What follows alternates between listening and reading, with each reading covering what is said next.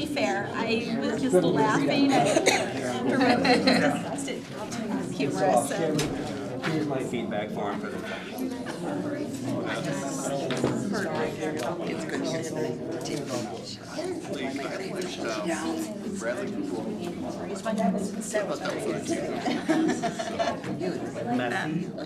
and it's like real.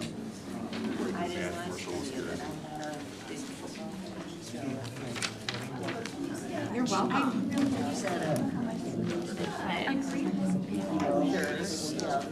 I do too. I think that's.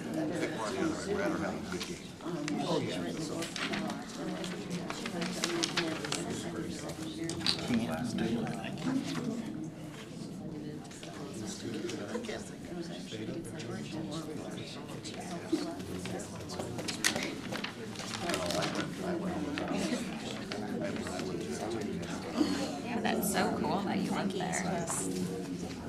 Doing math.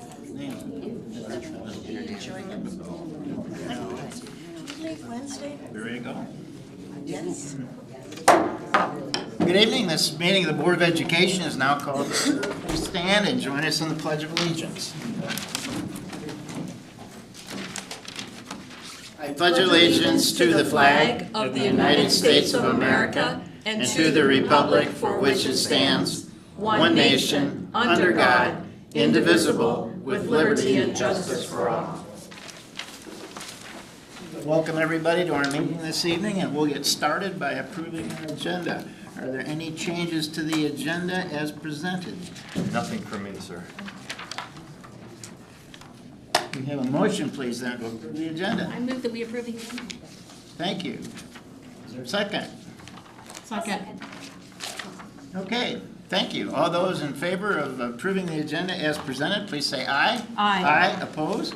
The motion passes, and we'll move forward with our agenda and start, like we always do, with the superintendent's report.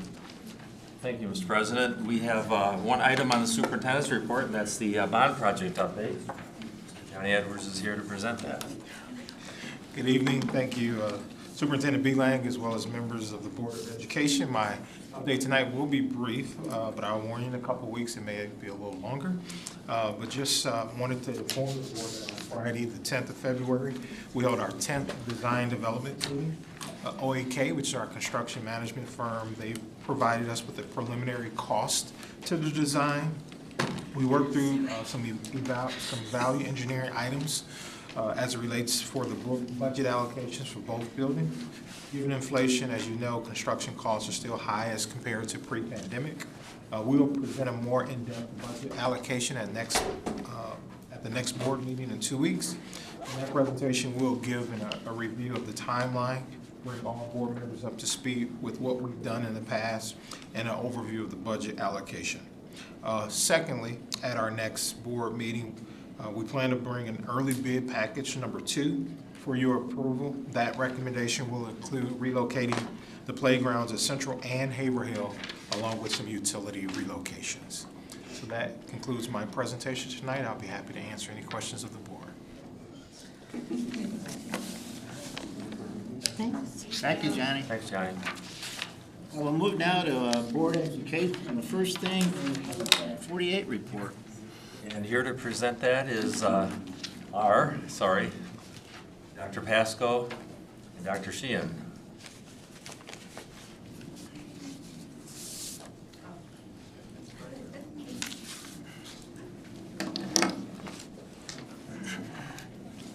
Okay, good evening Superintendent Belang and Board of Trustees. We're here tonight to present to you an update on our PA 48 goals as required by Public Act 48, Section 104A.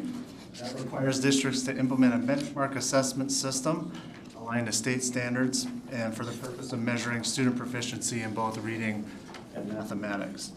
In addition, we must present the results from the benchmark assessments administered under Section 104A to the local board. So here we are.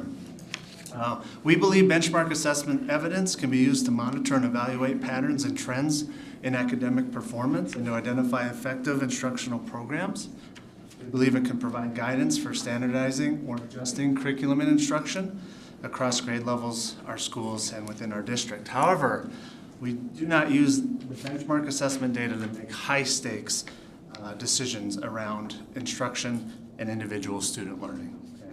PPS will continue the use of the formative assessment process as a powerful practice embedded in teaching and learning to continuously observe where our students are in order to modify instructions. So the formative assessment process is supported by an extensive body of research. It provides us with in-time data for both teachers and students to accelerate their learning and progress, and gives us a more complete picture of where our students are at, what they know, and what they're able to do.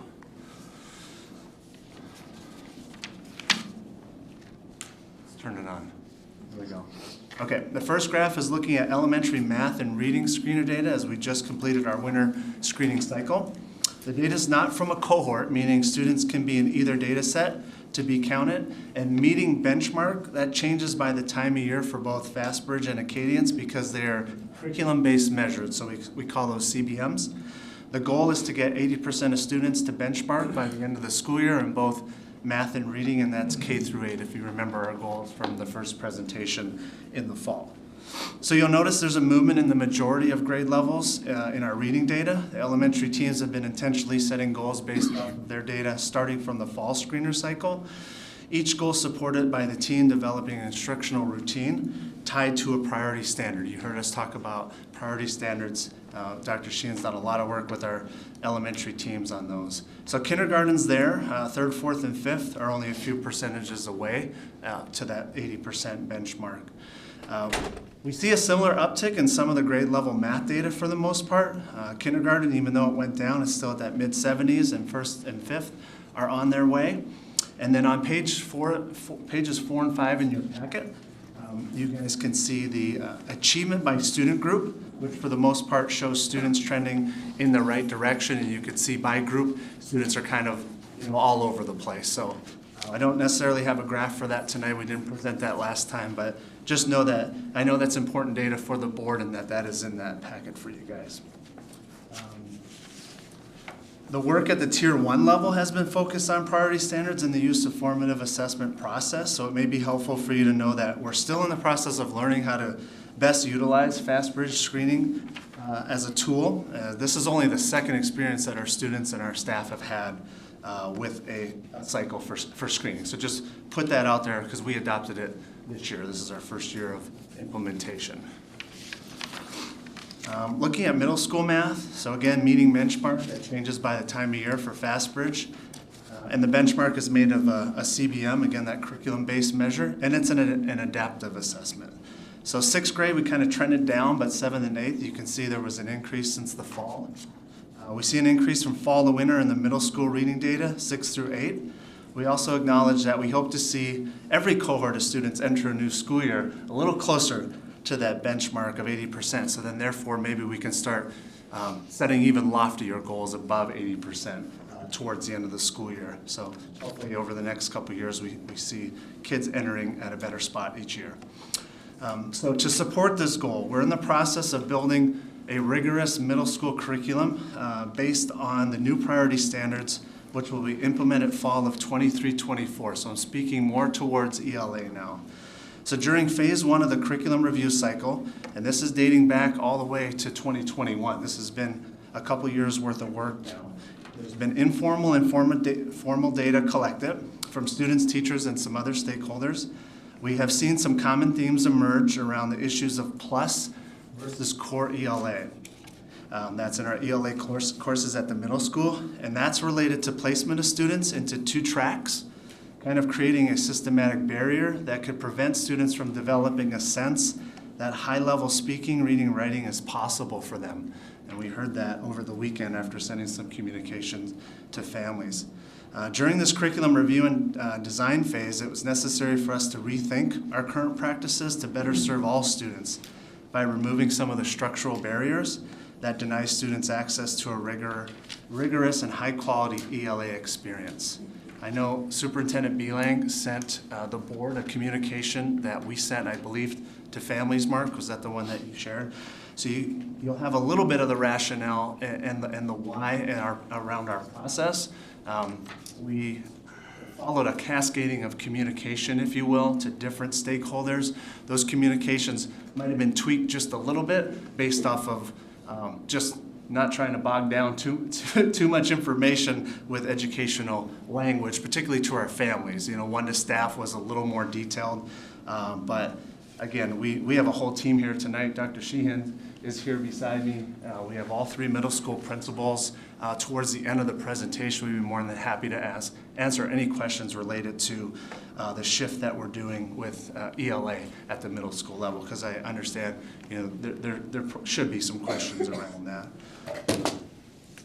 And so also we came in November with a math initiative for middle school, in which we're at our initial implementation phase, I guess you can call it. So we did post the math coach position that we had presented a while back. We're looking forward to meeting some of those candidates and going through that interview process. As with elementary, again, back to the tool. It's a new screening tool for math and reading. We'll continue to learn how to best utilize it and adjust our instruction to help us reach our goals. Okay, so this is kind of the gist of that screener data that we had presented back after our fall cycle. So this is now the end of the winter cycle. The Safe Return to In-Person Instruction and Continuity of Services Plan, short title, can be found on our website under the transparency reporting, where public input can be given on any of the updates. So really there's not a whole lot in terms of updates. One of the updates that we did make was the mention of the addition of the coordinator of school and mental health initiatives position. So we all know Marianne Joint's here to help us with that, which has been a wonderful addition. You'll also notice that Goal 3 was removed, but it was added as a second component to both Goal 1 and Goal 2, specific around math and reading. And that's all in your report for PA 48, Section 98B, 104A, Goals 22, 23 document. And that adjustment was made just to better align the 2 goals. That's all that was. So all the information's in there. We just kind of reworked it a little bit. So yeah, that's really all we had for you tonight. So if there's any questions or comments, we'd be more than happy to do our best to either answer them or capture them and get back to you via Mark. Okay. Dr. Hamilton. Doctor, I wish. It's just Hamilton. That's it? Oh, just Not a doctor. Mrs. Hamilton? Okay. I'm just wondering, what was the decision about not doing anything with changing math to the core, leaving it core and core plus and combining?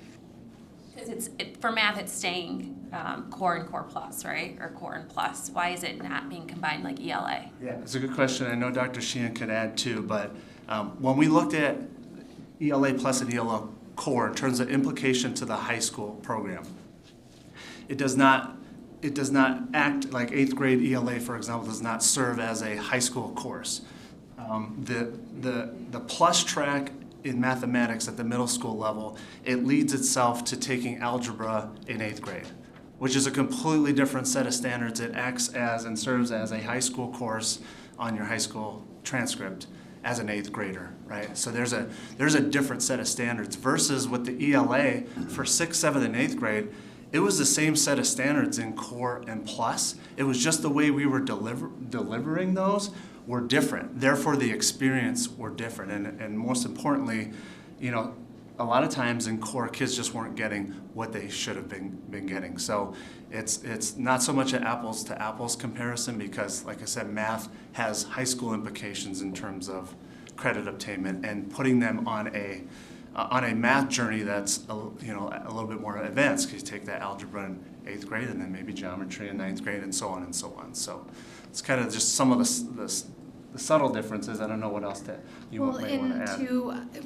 ELA was up for their curriculum review cycle, and so that was one of the components that we spent a lot of time looking at data, reading research. Math is just a couple years away from that, so I think about a year and a half.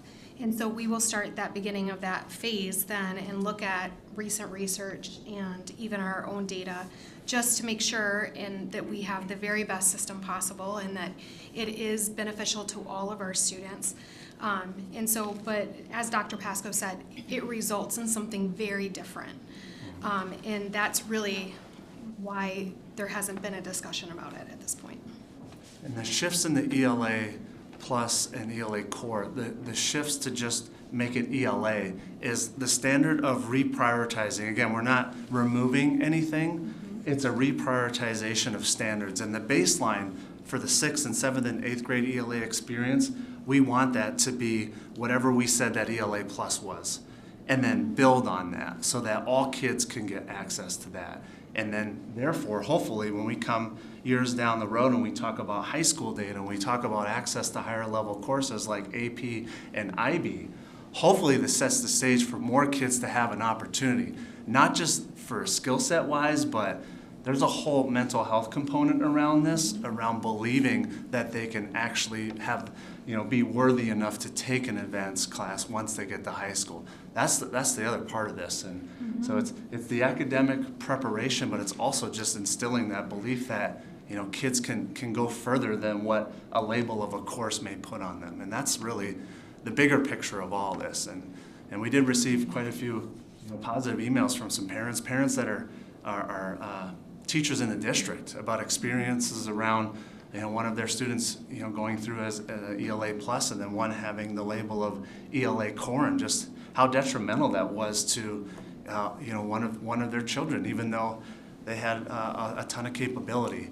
And so that's really what we're trying to get at here. So if I can re-emphasize anything, it's not a removal of anything. It's opening up access to more rigor and higher expectations for all kids when we talk about reading and writing. And the way that we are designing and going through this curricular process, it's much different than we've ever done before. And so in elementary is a couple steps ahead at this point, and we are seeing the change in just our students and even the way our teachers are teaching. And so we know by going through this process and being very thorough in it, that it's only gonna benefit us, and we know that our teachers are gonna be able to differentiate for students in that class. I mean, there's multiple benefits to going this direction, so. So going this direction, and one, you have alleviated several of my concerns, so yay. As a person who, growing up in school, I've been to parochial school, I've been to public school, private school, across the board. So I've seen all varieties of different types of education. I was even homeschooled for a year. But my concern is that while I applaud that we're trying to make it so we are instilling those, that I can do this values to people who didn't necessarily think that they could, my concern is that we're going to be impeding those who are already progressing faster. For example, in 8th grade, odd thing that I remember, we did a book report, chapter books, book report, pretty simple. I chose to read one that was 1,463 pages, and I still remember that to this day, and that was 8th grade. So my concern is that we're limiting those who are a little bit faster, and are we going to make that person sit there and be completely frustrated? That's a very, very good concern, and it's one that we've heard from other people that we've sat down and had conversations with, even some of our own teachers. And the way that we are designing it and the steps that we're taking to look at what is proficiency in a certain standard and how can we take that next step, what does that look like? But then also keeping in mind the remediation when a student needs that.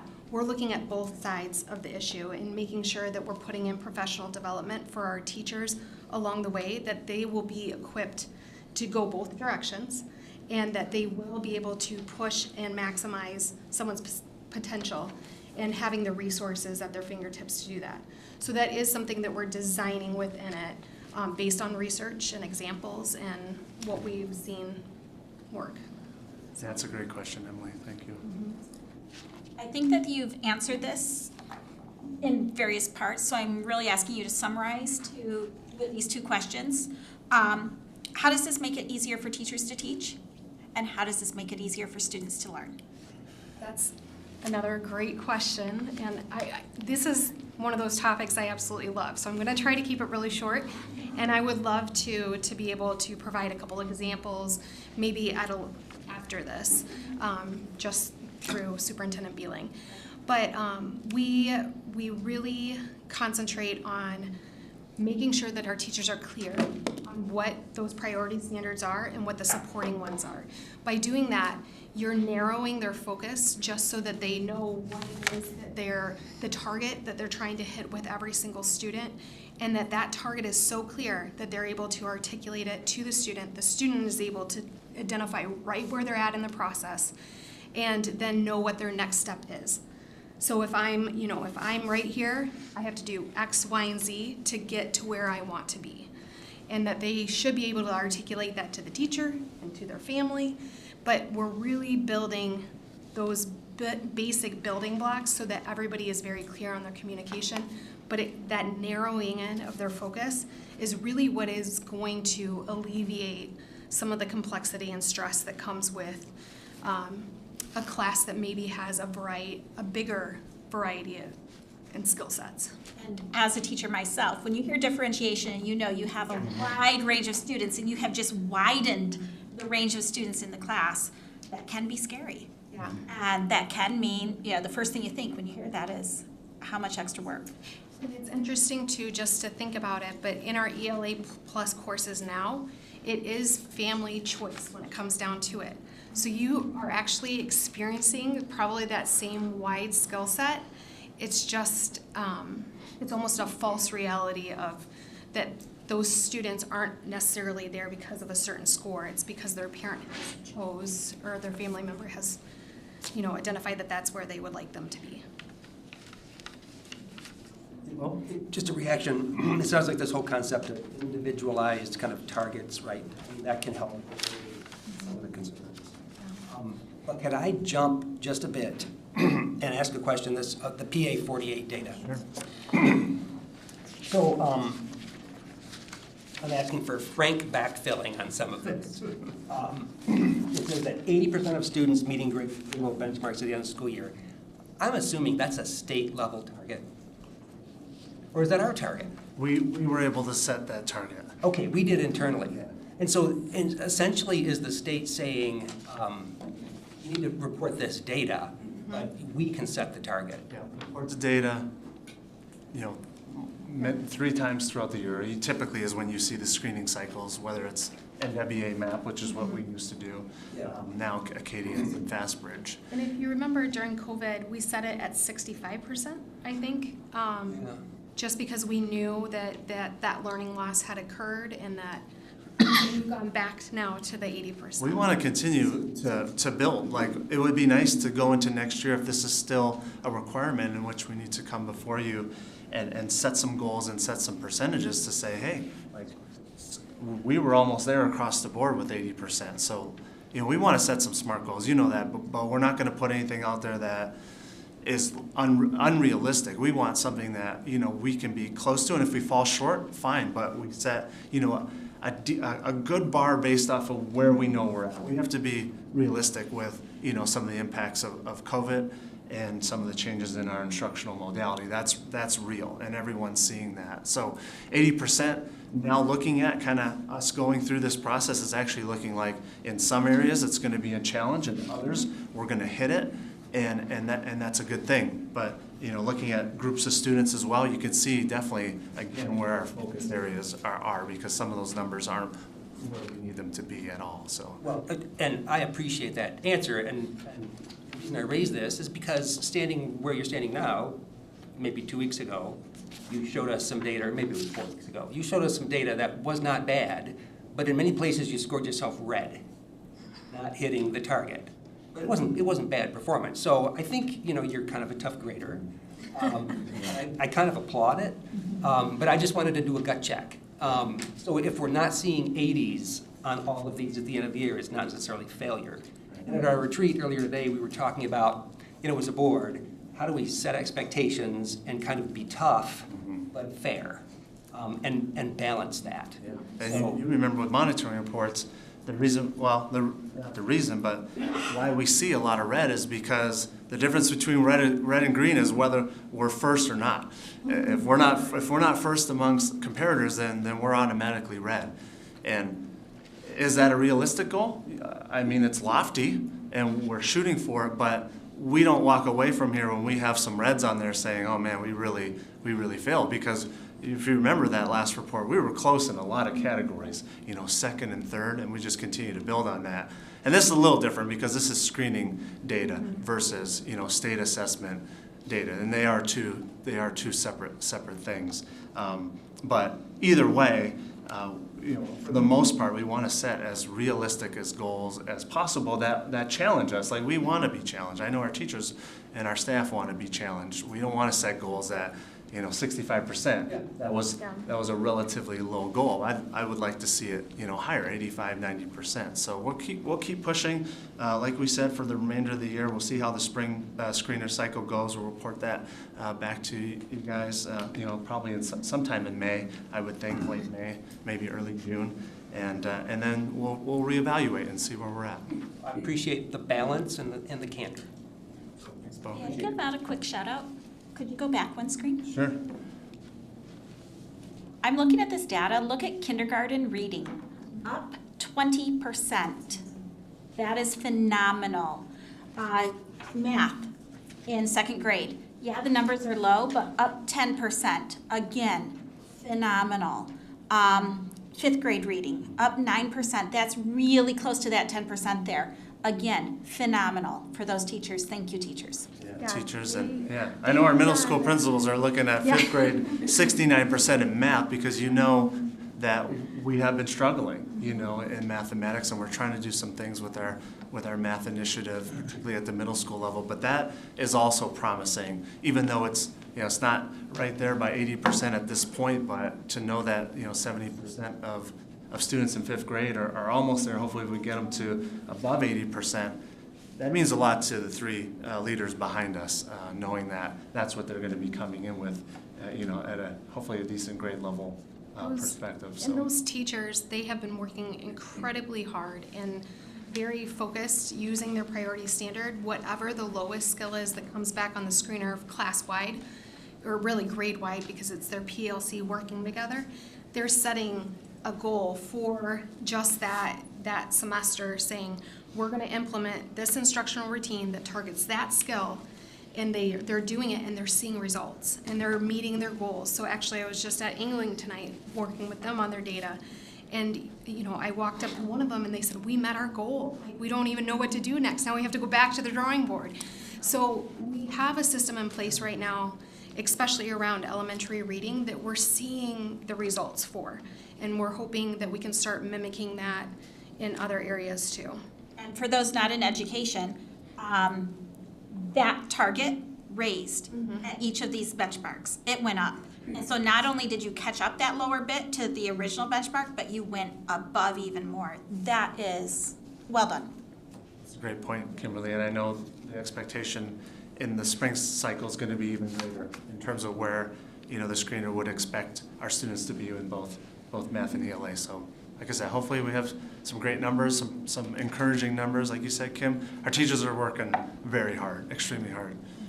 Dr. Sheehan's working extremely hard.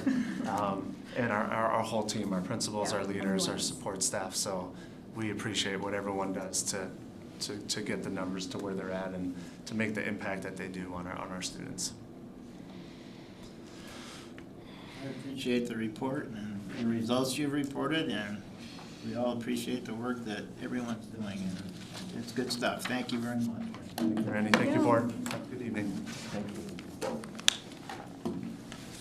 So the second topic is one that we're coming back to you on, to give you a report on the material selection process for our media centers, and Dan Vomastic is here to lead that presentation. Yeah, so it's my honor to introduce Lisa and Rachel, two of our librarians here in Portage. They are also our team leaders for both secondary and elementary respectively.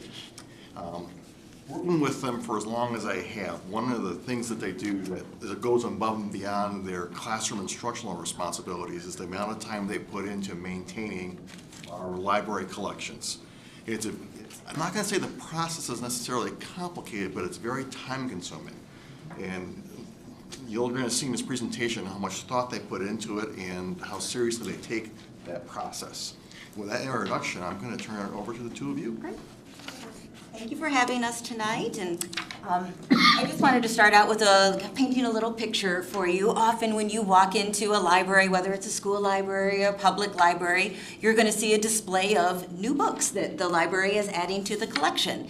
Our students are excited to see these displays, teachers are excited to see the displays, we are excited to create the displays and show off the new books that we're bringing into the collection.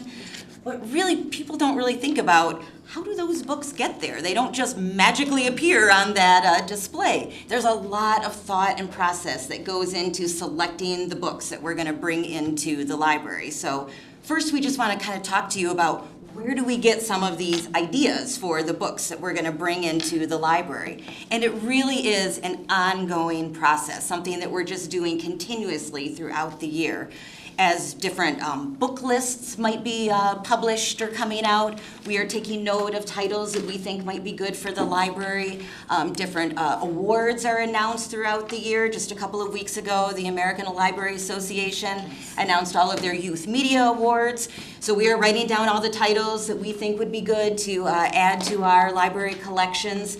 We're talking with our staff and our students. They're requesting books that they might want for the library. Sometimes they're giving us recommendations for books that they think we should add to the collection.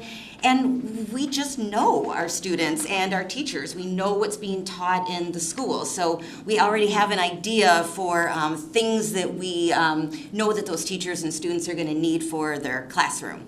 And we also just rely on our professional library network. We follow on social media other professional librarians and other library publications. We have a really solid state organization, the Michigan Association of School Librarians, and we are always emailing with each other, asking each other for recommendations or giving each other ideas for things to add to the library. So it really can be almost overwhelming, the amount of ideas that we have of things that could come into the library. So then we need to decide, once we have all of these ideas, what are we actually going to purchase for our libraries? Yeah, so then we move into kind of our book selection criteria, and a lot is determined on budget, a lot is determined on where we see specific needs in our collection that may have been gaps for a couple of years. Maybe the curriculum is changing and we're plugging in to meet some of those areas.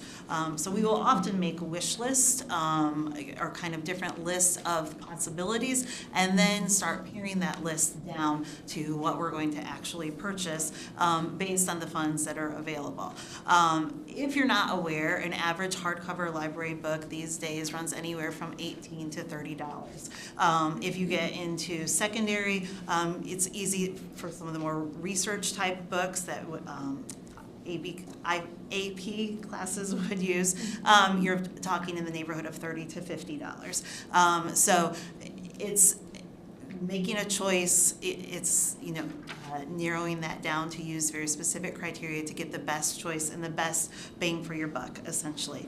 So it's looking at different vendors that offer sales and other things at those times. It's looking at reviews to see what really meets what we're looking for, or what's going to really appeal to our students at this time, what's going to meet some of our district focus. Right now, as you know, we have a focus on DEI and being inclusive. What are going to be some titles that really target some of those needs?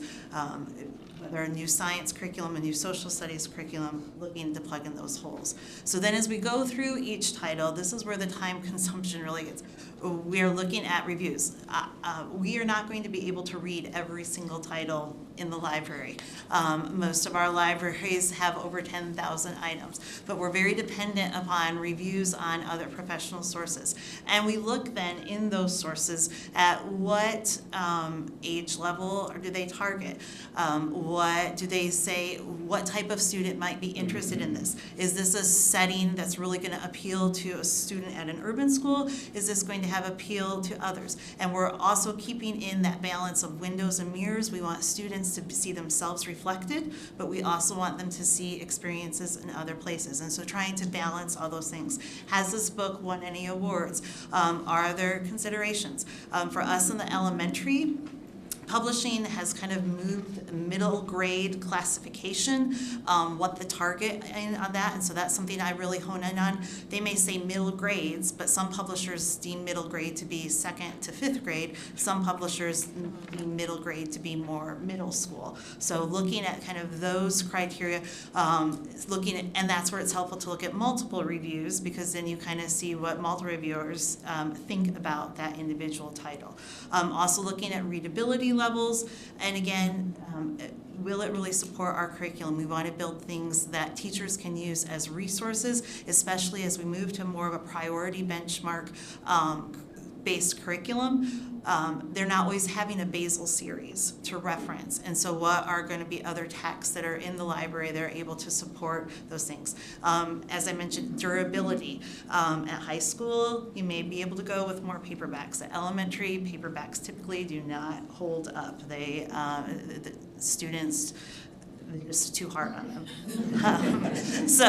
But weighing those options, because for every different option that you weigh, there's a different price point and a different, and so, you know, for something that might get used once a year, we might go with a cheaper edition, but something that's going to be really popular, I'm going to want it to be long lasting. And then, as we look at those gaps, we can, we're constantly weeding our collection. So I come from a long line of farmers and gardeners, and if you think about a good garden is only going to grow if you're weeding it. If you don't weed out the weeds, they will overtake your garden, and you will have no flowers or no vegetables or no crops left. The same is true of our library collection. We're continually going through and weeding the collection that is there. And this is dependent on time. So if we're teaching classes, we're full-time that week, we may not have as much time dedicated to weeding, but we can target a certain shelf section, we can target different areas looking for things that are not advantageous to our collection anymore. They may have been at one time, but they're no longer serving students' needs, teachers' needs. And there's a couple acronyms that we use. CREW gives mention to continuous review, evaluation, and weeding. So that's just kind of a reminder that it's a continual process. It's not just, oh, we've got it all cleaned up and now it's ready to go. We're always looking at new things. And as we're looking at what new things we might need, we're also looking at what other old things may need to pull relating to that. And then there's another acronym, MUSTY, which points out kind of why we weed. It might be misleading, ugly, superseded, trivial, irrelevant, or found elsewhere. If they can get it at the Portage District Library, is it something that's really needed in our collection? Is it something in high demand in our that would be high demand in our collection? So even if they get it in the library, we might want it, or is it something that's available there so we don't really need to add it there? And so those are things that we continually go through and weigh each of our decisions. Sometimes I may keep a title because there's not a good replacement for it. Other times I may decide, or there's not funds really to replace it at this time. Other times I may decide it's time for this one to go. Some of our weeding ends up being informal, as a student might bring a title to us or a book to us. That's when we maybe realize that, oh, this is really out of shape, or some of the pages are missing, or the cover is torn. So that might be kind of that first clue that we might want to take a look at that book to see if it needs to be weeded. But then we also do formal weeding as well. We can run reports through our Destiny, which is our library software system. So we can look at some circulation statistics, and if we see that there are certain maybe topics or books that just haven't been circulating for a long time, we can look specifically at those titles. We can also run copyright reports, so we can look to see what are those really old titles that are in our collection, intentionally look at some of those old titles, and then make the decision if we need to replace some of those, or like Rachel said, maybe we already have other things in our collection that meet those needs. So that's kind of a snapshot of how we get our books in the library, but then also constantly look at them and weed them out of the library to have really the best collections that we can offer our students. And really about good collection maintenance. So we also wanted to take this opportunity just to mention and kind of address, there is a reconsideration process for concerns that are brought up either by a student, a family, or a community member. And so there's a very thorough process, step by step, that we would follow and really take into consideration that concern, listen, have some really good conversations about it, and decide if it needs to continue through that process.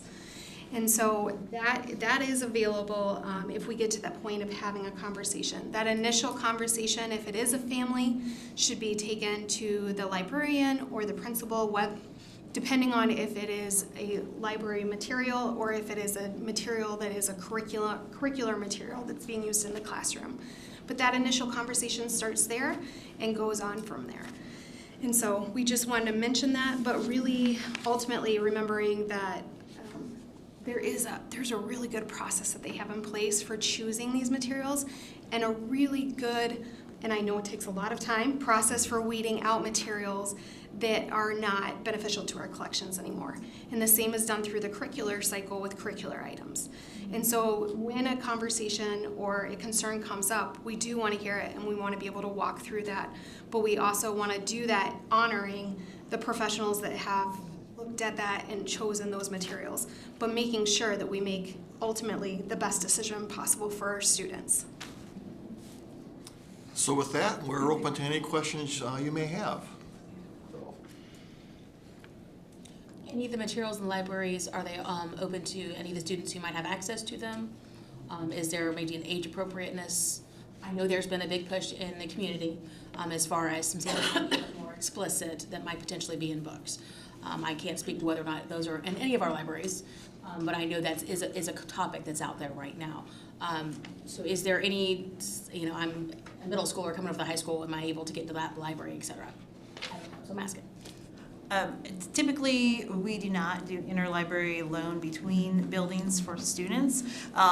Occasionally we will if it's a specific research project or if it's more of a teacher request driven but not student driven. We do interlibrary loans between our buildings for teachers as teacher needs something for lessons, but we don't typically open that up to students just because the management piece, it would take a lot more time to manage. So typically our collections are dedicated to the students that are there, and even at the same age level. For example, angling, I don't generally loan students from Haverhill to angling, even though they're at the same age level, just for management and managing our own collections and knowing our students.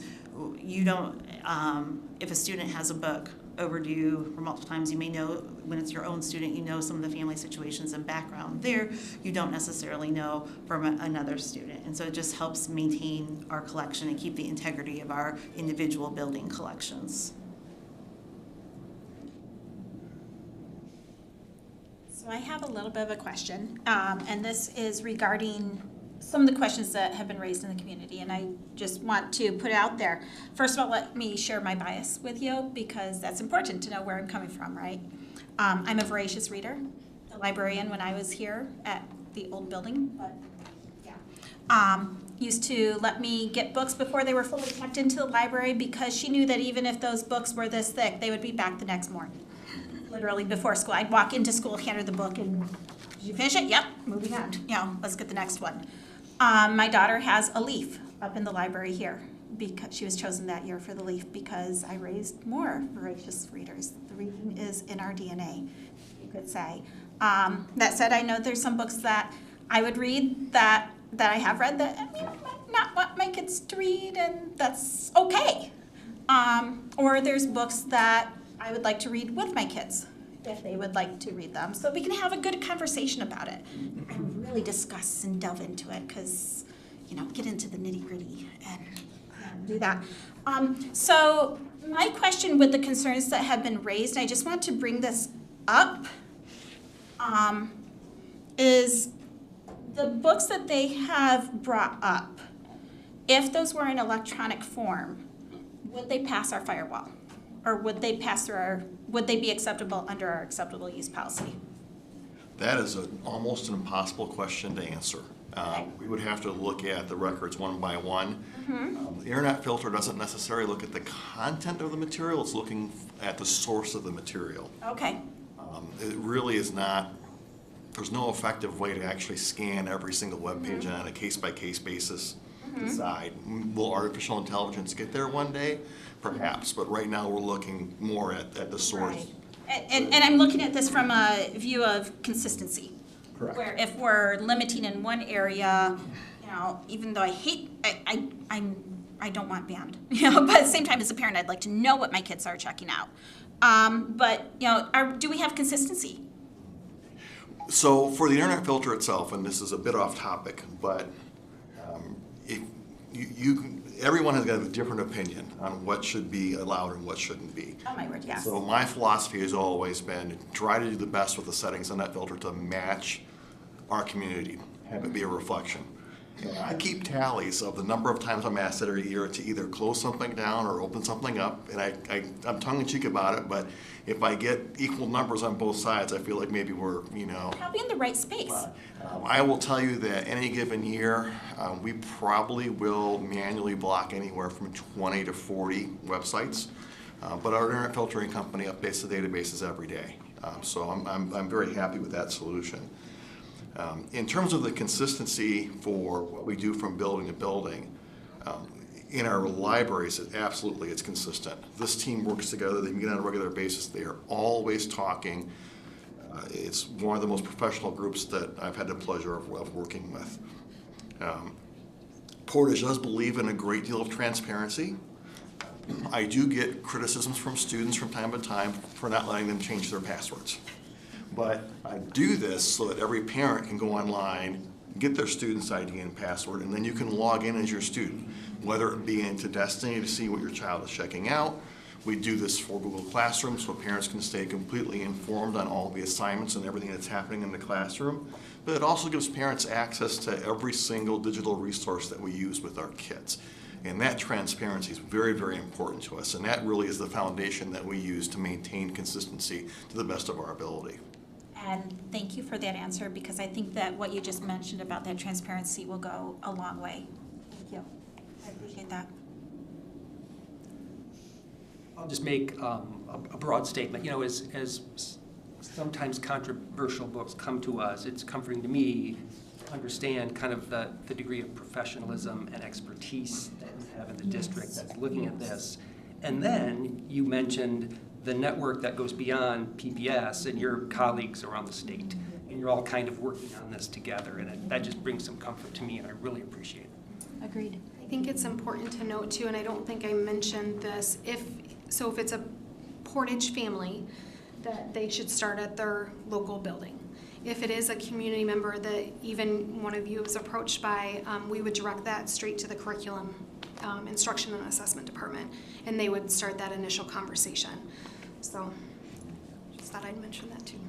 Thank you, because that should have been one of my questions. Thank you.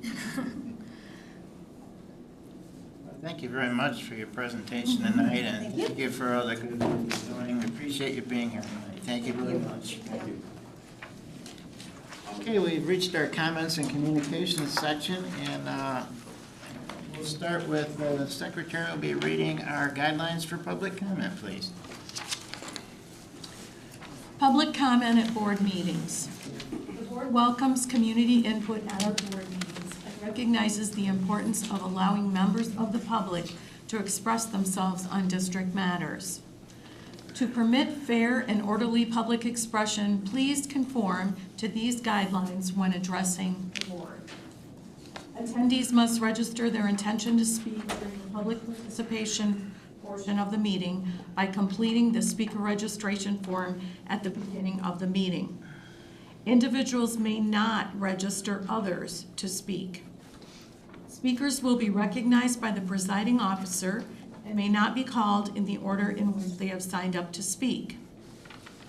Speakers are requested to state their name and address and group affiliation if applicable. Limit comments to 3 minutes. Direct all comments to the board and not to staff or other participants. Speakers may not yield any of their speaking time to others. Provide a written copy of your comments and supporting documentation to the board secretary if available. Present your comments in a respectful and professional manner to model the behavior expected of Portage students. Refrain from mentioning any student by name. Contact the superintendent directly regarding personnel matters.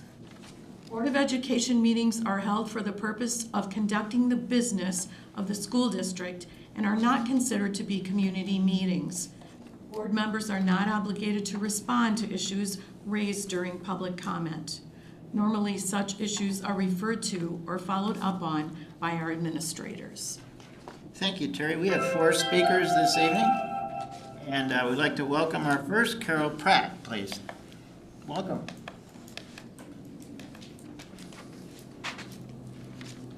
Thank you. I am here. My address is 1011 Coral Springs Drive. I live in Portage and have been a resident of Portage for about 25 years. And my concern was with library use and choice of books, and that they be inclusive. I think inclusive is my word. We are fairly white as a population, and that is kind of a detriment to ourselves. So I want to be sure that new books coming in are inclusive, and also the weeding does not remove some of the tried and true older books that are out there. George Orwell. I mean, I'm thinking of ones that, you know, we've grown up with that should stay here. Even though they might be in ratty shape, buy a new one. Those inclusivity is where I'm coming from. Thank you. Thank you very much. Our next speaker this evening is Dennis Martin, please.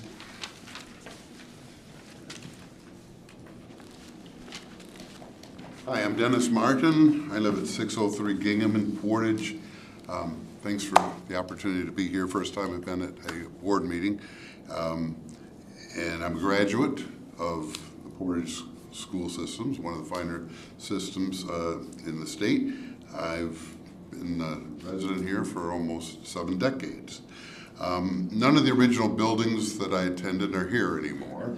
I know where they were and all, and so this is the first time in this new building. But it's a tribute to the school board and administration that we have new functional buildings have been built to keep up with the times. I'm also a lifelong patron of the Portage District Library. I admired how they've grown to serve the needs of our community. Nations around the world admire America because of a number of reasons. One is that we welcome and support plurality. And I kind of addressed what our former speaker talked about too, be inclusive. People are allowed to have their own philosophical, moral, and religious beliefs.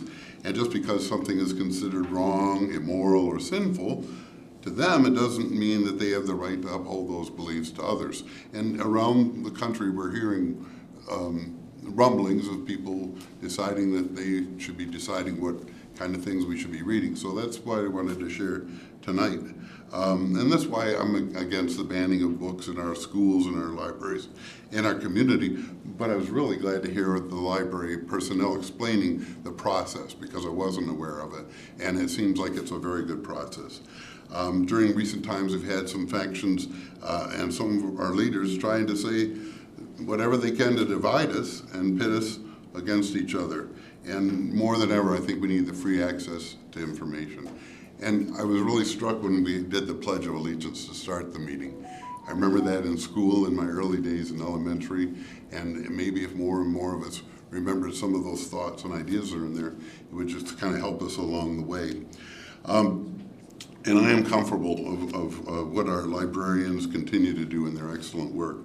So I just suggest, as we go down different roads, it's really a good use of our time to support the school board and administration and address some more pressing issues, if we can, including finding more teachers, bus drivers, support staff, and developing ways to protect our young people from violence in the schools.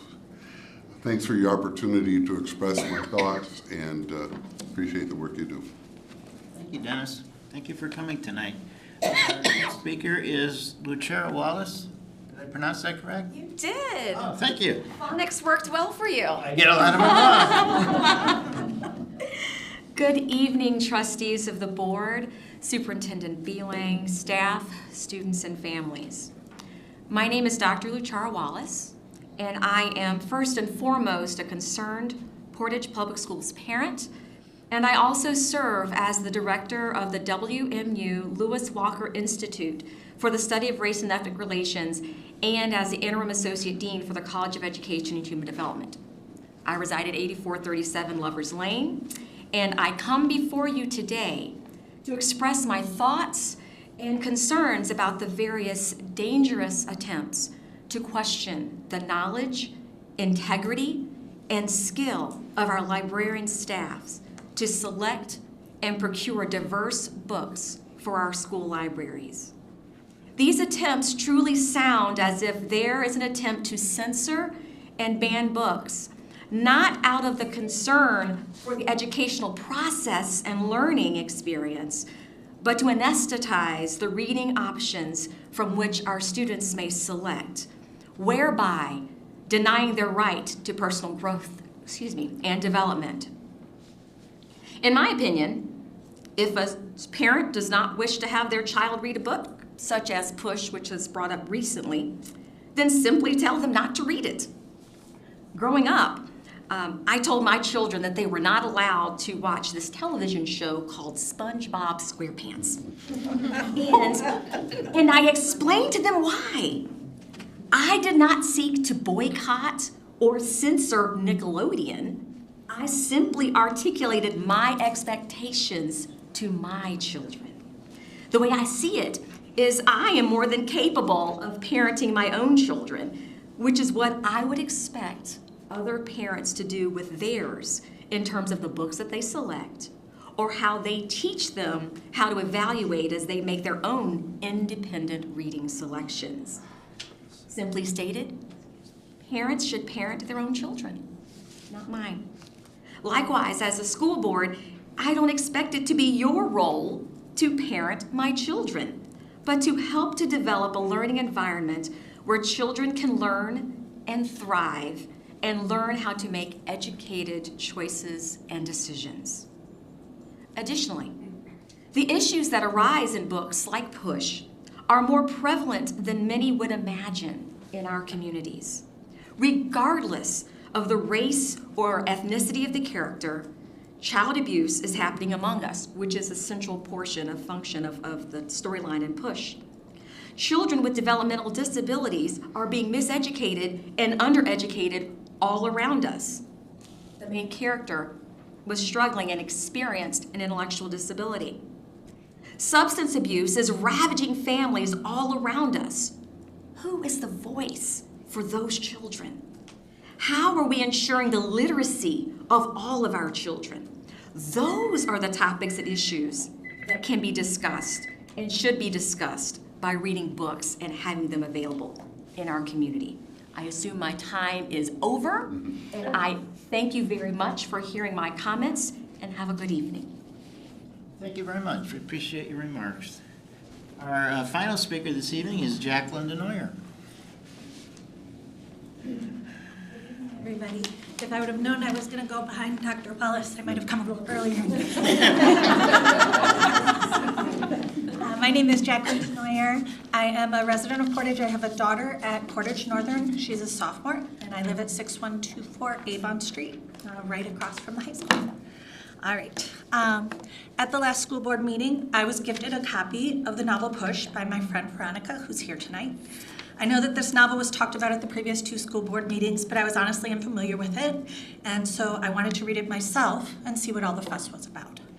I wanted to share my reflections on it with you now that I've read it. So the first time I read the book, when I first opened it and read the first chapter, I found myself very affected by this book. During the first chapter, there were such horrific descriptions of violence that I found that I had to put it down. I found myself struggling to continue with the book, and I do find that the people who say that this book is a difficult book, they're absolutely right. This is a difficult book to read.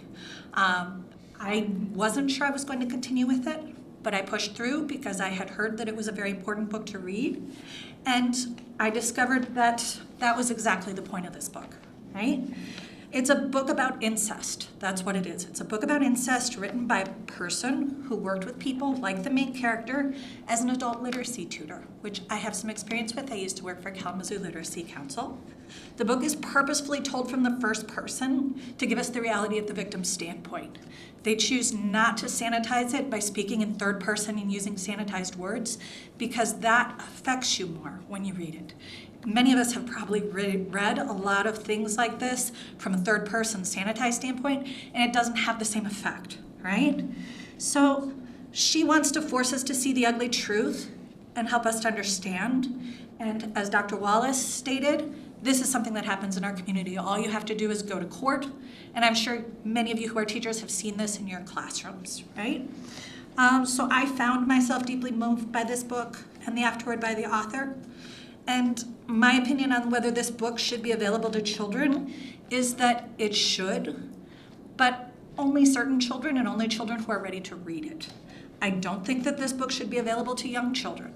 I'm not sure that middle school children should read this book. I'm not even sure that my 15-year-old daughter is ready for this book. She and I talked about it. She's very interested in reading it.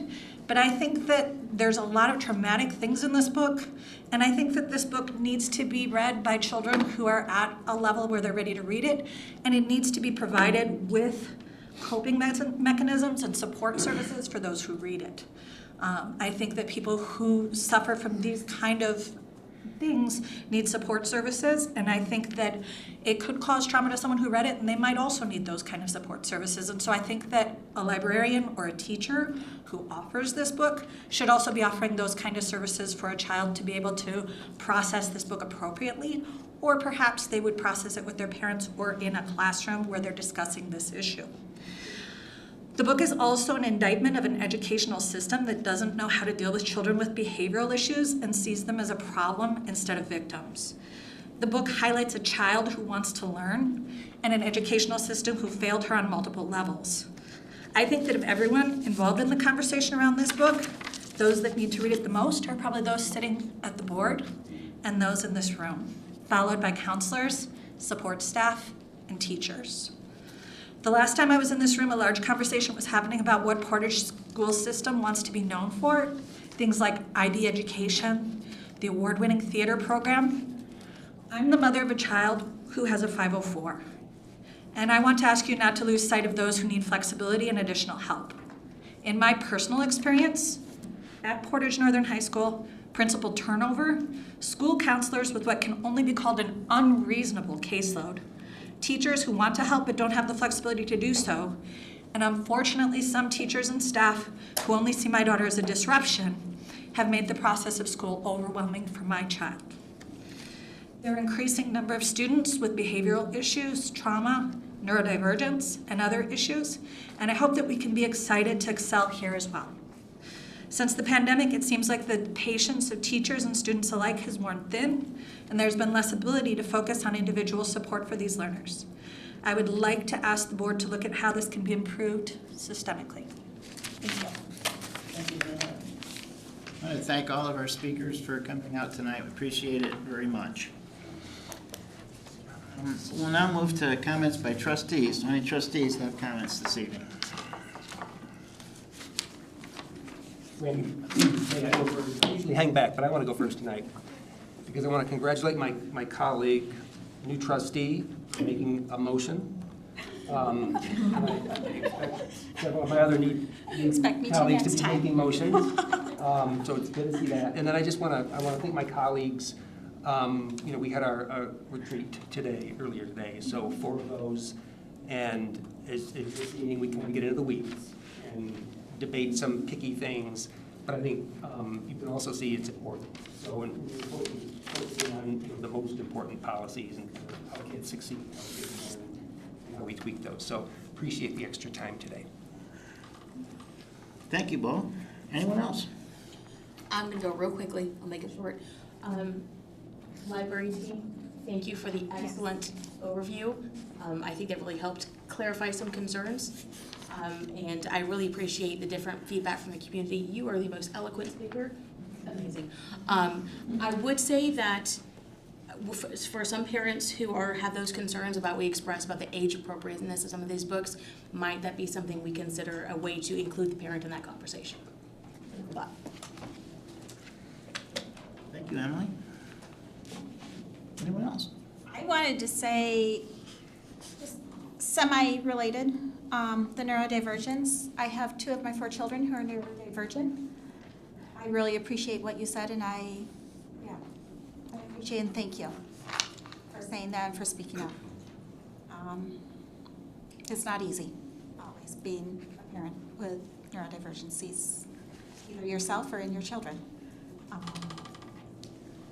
I wanted to mention, with this month being Black History Month, I am so thrilled that we have a month where we can focus on that. You know a little more of my history and why I value that so highly now. And I wish it weren't the shortest month of the year, and I wish it were more of a focus the entire year. I think that's fantastic. And thank you, Bo, for your comment. I appreciate my fellow board members because we brought up differences of opinions, and I loved that we were able to bring up differences of opinions. Thank you. So I'm just going to talk about something fun. Good. Because everything's been so serious. Last Thursday, had the opportunity to attend the basketball game between Portage Central and Portage Northern, and there were 3 of us trustees there. And We did not have a quorum. no, we just had fun. But it was an amazing evening. It was really great competition between these teams.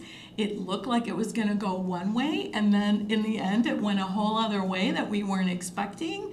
We were cheering, we were laughing, we had a great time, and it's just good to see that sort of healthy competition between our buildings and still be able to be a community. So, fun times. Thanks, Terry. What else? I just have one thing tonight, and that is that Wednesday, February 15th, is National School Resource Officer Recognition Day. And we just want to let everybody know, including Officers Henry Kite and Kevin Burleson, how appreciative we are of everything they do for our district to keep us safe and to really work as a link between students and law enforcement and get to know our students. They participate in counseling sessions, and they provide a lot of support not only to our students but our community as well. So a big shout out to Officers Kite and Burleson. Thank you very much for your service. Our next item on the agenda is the consent agenda, and we only have one item, and that's the January 30th, 2023 regular business meeting minutes. Are there any exceptions to the consent agenda as presented? Hearing none, the minutes are approved, and we'll now move on to assurance of district performance. And the first item is monitoring report 1.5. Assurance of district performance. Is there a motion, please? President Van Antwerp, I move that the Board of Education accept monitoring report 1.5 ends as a reasonable interpretation and evidence of compliance with policy. Second. Thank you very much. And this policy, by the way, is R1.5 that says students demonstrate good citizenship through ethical behavior and respect for individual differences and cultures other than their own. So I'll just make a couple comments. My interpretation of this policy language remains unchanged from previous years. There's two major parts to this: ethical behavior. Well, 3: ethical behavior, respect for individual differences, and respect for cultures other than their own.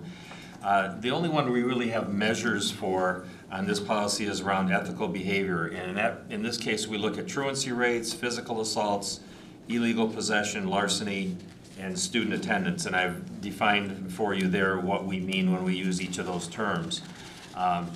Later in the report, starting on page 23 of your board packet, you'll see several graphs that illustrate the number of incidents we've had, and as well as the percentage rate over the past several years. dating back to 2013-14 school year. So as you look at that information, and you have to keep in mind what happened to us the last couple of years during COVID, when either we weren't required to track some of this information, or where it took really a favorable dive, but that's because students weren't in our buildings engaging in some of these behaviors. Nevertheless, I think trend-wise, we're seeing a decline in the behaviors that we want to see a decline in, with the exception of a few behaviors where students came back to us and forgot how to behave as students. They weren't subject to the rules and that they were here at school. So getting used to that environment, I think all the principals saw an uptick in behaviors such as, in particular, physical assaults with getting along with one another. So it's not something that we want to see going in that direction, but I'm pretty sure that'll self-correct as time goes on. So you have that information to look at. Under ethical behavior, we also have a number of activities that promote that, and I've listed some of those for you there on page 22.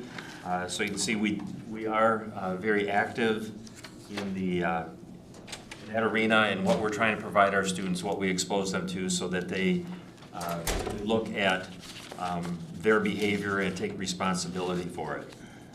As far as respect for individual differences, again, we have a number of clubs and activities where we have students engage with others who are different from them on an individual basis. And you can see some of those that we have listed there: the Moose Club, the Link Crew, the Jedi Club here at Central, the Empowerment Club at Northern, and other organizations that exist at the other levels. And then respect for cultures other than their own. This is one that again, it's hard to present data on how our students are doing on that, but we want to try to expose, we try our best to expose students to other texts, as I think some of the speakers tonight talked about, to understand that there are people that we're living with in this world that are different from the world that we were raised in. And some of the activities that we sponsor and host here are listed there for your review. And then lastly, it's not technically a part of this, but we've been providing this information as we're trying to have our workforce look more like our student body. We've got a lot of work to do in this area, but you know, we hired a new position this past year in our HR department for recruitment and retention that is charged with really developing some strategies where we can bring in a more diverse workforce, especially of our professional staff. So you'll see the data that both the student information on this chart on page 29, student information on a percentage basis, and staff employee data on the right-hand side. So there is quite a bit of a disconnect between our student body and our professional staff. So something we're working on that we take seriously. And you know, part of the big problem that we have is people are not going into education like they once did. I think there's been a tremendous drop in the teacher education program at Western for sure, and probably other institutions around the state and the country. So it's a real challenge getting a diverse workforce from the colleges and universities. So I know there's some efforts that people are doing. We're doing some Grow Your Own. I think I mentioned that in one of our earlier reports, a Grow Your Own program. We received a grant from the Kalamazoo Community Foundation to help us with some seed money on making that happen, as well as some other initiatives that are happening around the county and around the state with getting people who may be in a position where they can get a teaching certificate, who may be in a support role right now. So we're looking at all avenues to bring not only more people into the workforce, but people who are underrepresented in our workforce. So those are the only comments I wanted to make on that report, and happy to answer any questions if you have them. Mark, on the ethical behavior portion, are there prescribed consequences for some of these things? Like, I know at one point there were state laws even governing some activities that happen. Is that still the case or not? Or is it a case-by-case basis? Or how were those things handled, like physical assaults and possession and larceny? There are certain state requirements on possession of certain things. We take a pretty hardline stance on alcohol and drugs. We do allow students to reduce their suspension if they go through counseling. In the case of use, we take a much harder stance on sale or distribution of drugs.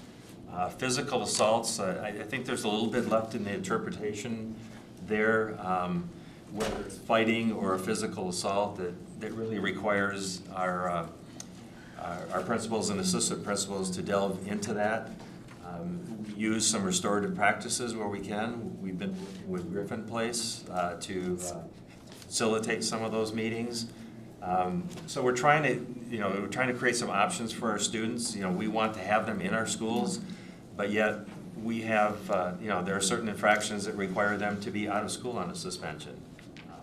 So yes, I mean, the answer to that is kind of complicated. There are some very hard and fast rules for certain behaviors like arson or assault on a staff member, assault on another teacher. There are some, or another student. There are some pretty hard and fast penalties for that, but we do have a little bit of discretion. But I think our student code of conduct is pretty clear and gives principals a little bit of latitude in how they approach discipline.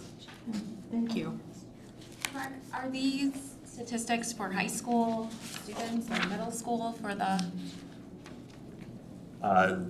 These are, and I should know that, I don't know if it's in my interpretation as to where those numbers come from.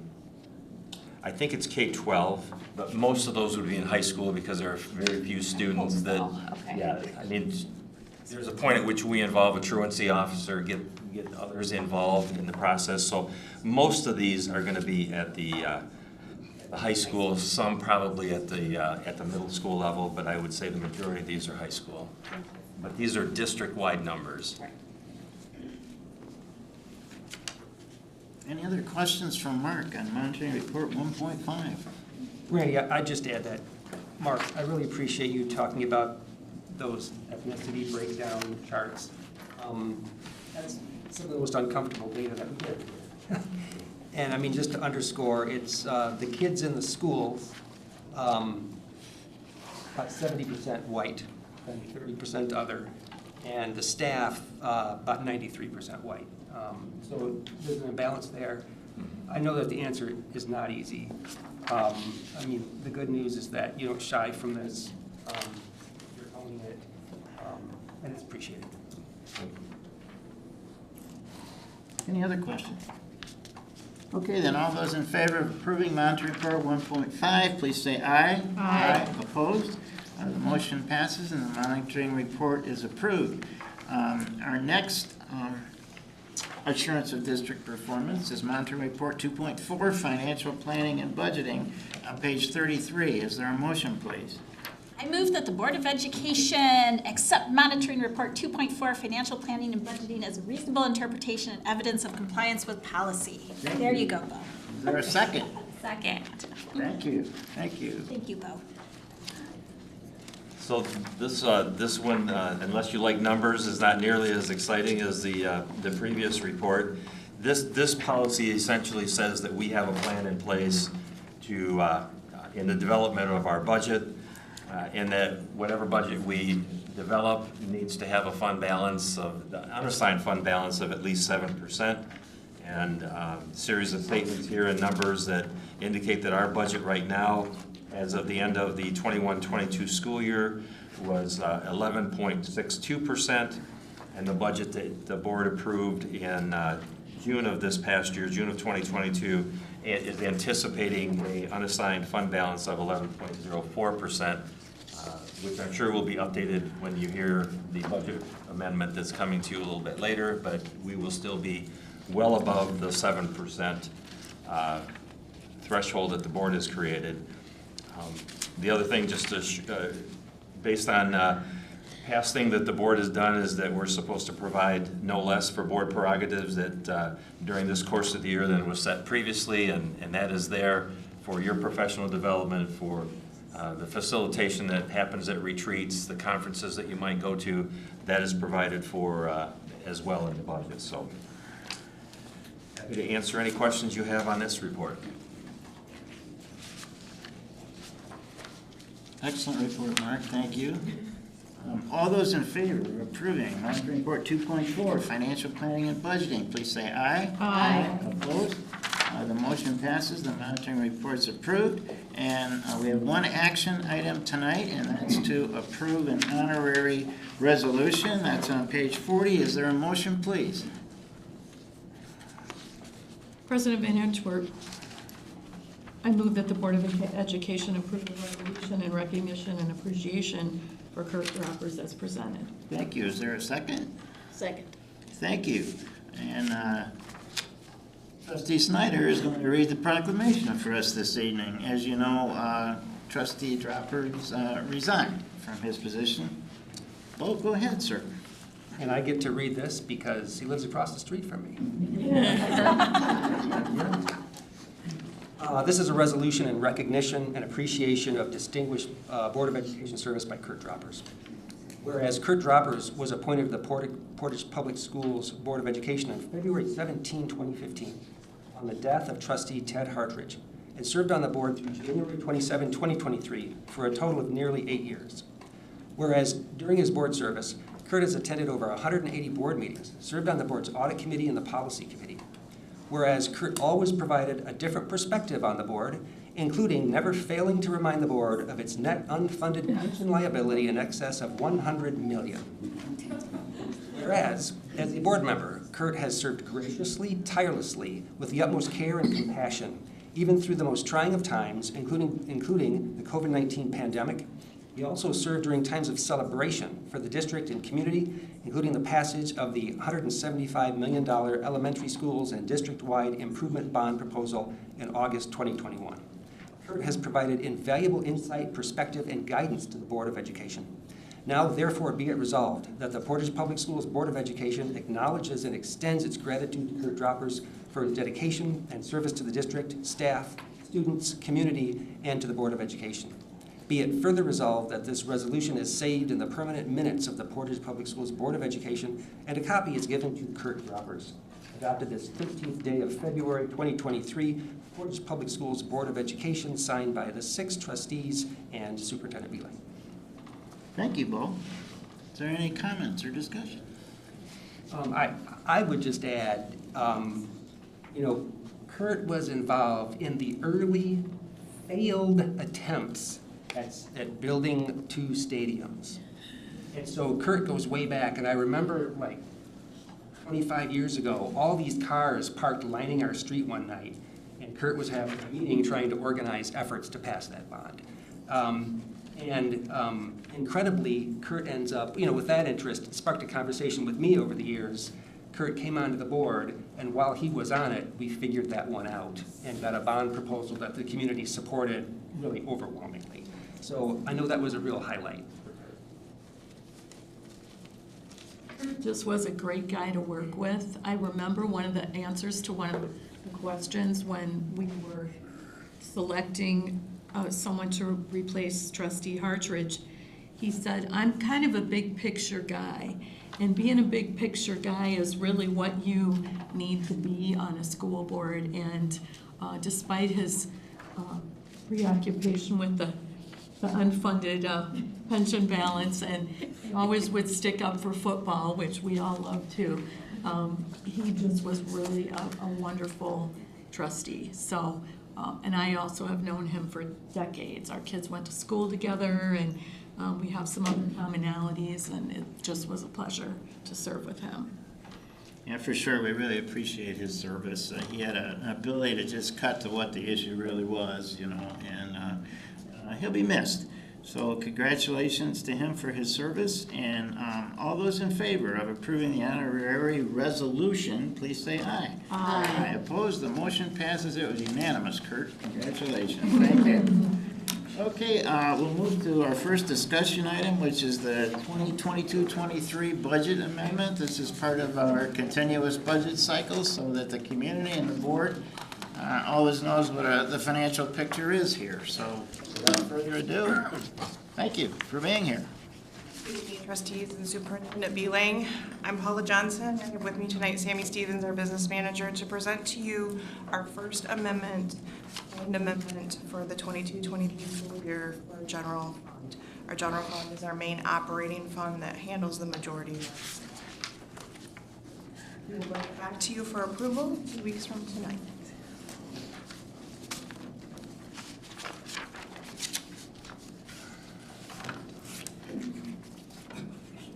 Is it on? Now it is. Because we do have some new faces on the board, and because it's been 8 months since we've looked at financial information, I like to take everybody back to where we were at last June. Last June before we adopted our preliminary budget, just so you can follow the process forward. I think it'll be easier to understand that way. We have the obligation that we must pass our budget by the end of June for the next fiscal year. And we have challenges that come along our way for not knowing what we're going to be funded at dollar-wise from Michigan Department of Ed or what our enrollment will be. So it's up to me to take the best guess scenario between House, Senate, and Fiscal and Conference Committee to know what a target for funding level, and then also look at enrollment projections. And I do want to give a shout out again to Janet Johnstone, who does prepare an excellent enrollment projection for our district. I take all those tools and take them into consideration when developing the budget.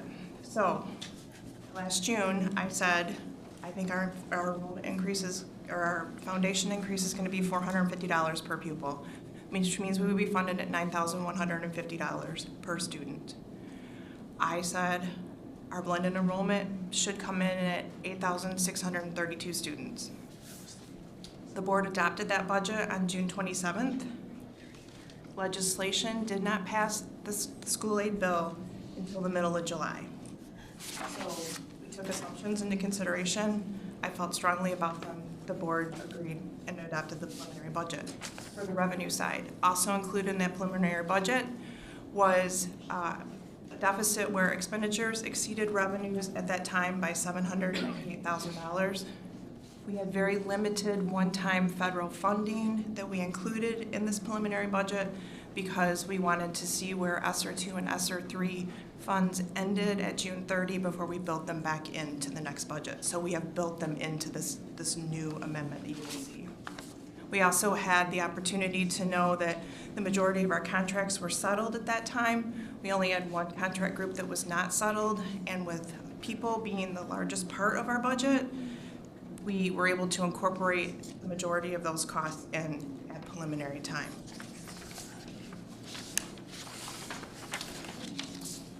So I'd like to touch on, from a statewide basis, the major points that were in the state school aid package and the majority of these items that will actually benefit Portage Public Schools. Funding did come in at $9,150 per pupil. I nailed that one. I was proud of myself. The governor always has her key talking points for her budget, and she's presented those for next year's budget a couple weeks ago. But her main target points for the 22-23 school year, one of the main points was safety. And so across the state, $168 million was put into the state school aid budget to offer safety grants, Section 97 funding.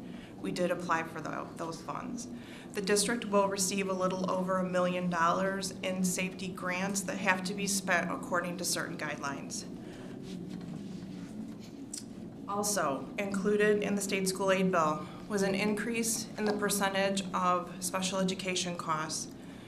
It's a formula basis, and we're a very unique district that we are 100% funded because we have the special ed millage in K-Reese's county. But now that MDE is covering more of the special ed costs, that means that K-Reesa has to disperse less money back to the district. So it's just the funding source of where the money is coming from. Also, at risk, the state slowly keeps bringing up that percentage of funding. At risk has not been 100% funded for a long time. The district in section 31A will receive a little over $1 million increase in the school year. Another big initiative for the governor was student mental health. We will receive section 31AA funding, again, a little over $1 million. We are working with administrators to build budgets and implement all of these items that are going to benefit the students. Mark touched on this briefly. Statewide, $175 million was put into a Grow Your Own program.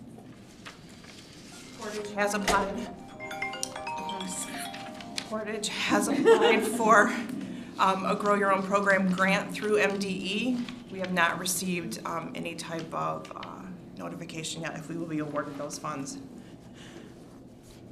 Also, you've heard this discussed before, the Michigan Public School Employees Retirement System, otherwise known as MIPSERS, has an unfunded liability, and the state, this is in honor of Kurt Droppers, the state set aside $1.4 million in a reserve fund to help start lowering that unfunded liability.